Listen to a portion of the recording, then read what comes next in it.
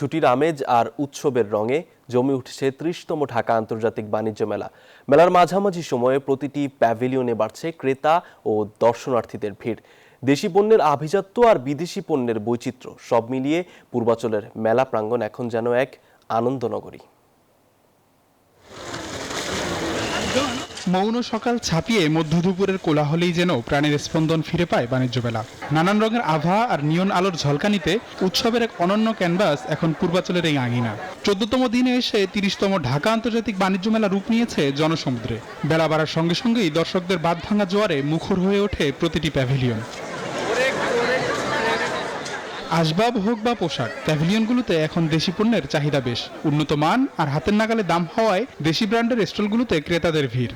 পাশাপাশি বিদেশি স্টলগুলোর আধুনিক নকশা আর পণ্যের বৈচিত্র্য সমানভাবে নজর কাটছে দর্শনার্থীদের। মেলাটা বছরে একবার আসে, এই জন্য মনে হয় আসা হয়, আর কোয়ালিটিও ভালো। এখানে আসে যে প্রোডাক্টগুলো দেখতেছি পছন্দনীয় প্রোডাক্ট, যার কারণে এখানে আসা। বিদেশি স্টল থেকে প্রোডাক্ট পারচেজ করি তখন অথেন্টিক মনে হয় এবং নিজে কিনে স্বাচ্ছন্দ্য বোধ করি এবং স্যাটিসফাইড থাকি আর কি। অনেক কিছু কেনাকাটা হয়েছে, তারপর নিজের জন্য আবার মানে ঘরের আর কি আসবাবপত্র এগুলো আর কি কিছু কিনছি।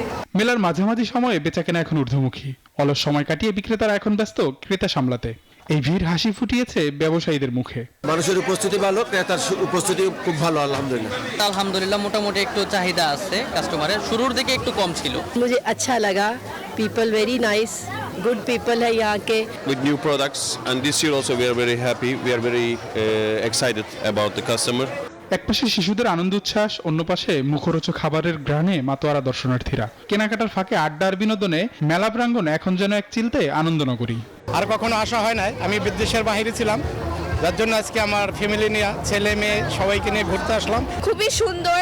এবার টার্কিশ ল্যাম্পসও বসছে, সো অন্য কান্ট্রির জিনিসগুলোও এখানে আসছে। তারপর বাংলাদেশেও অনেক স্টল বসছে, যেটা দেখে অনেক ভালো লাগতেছে। পরিবারের সাথে টাইম স্পেন্ড করা, এটা দেখা যাচ্ছে যে গুড টাইম স্পেন্ড করার জন্য মূলত আসা।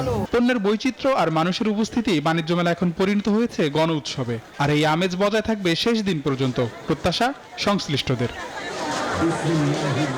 আবি আব্দুল্লাহ, নিউজ 24, ঢাকা।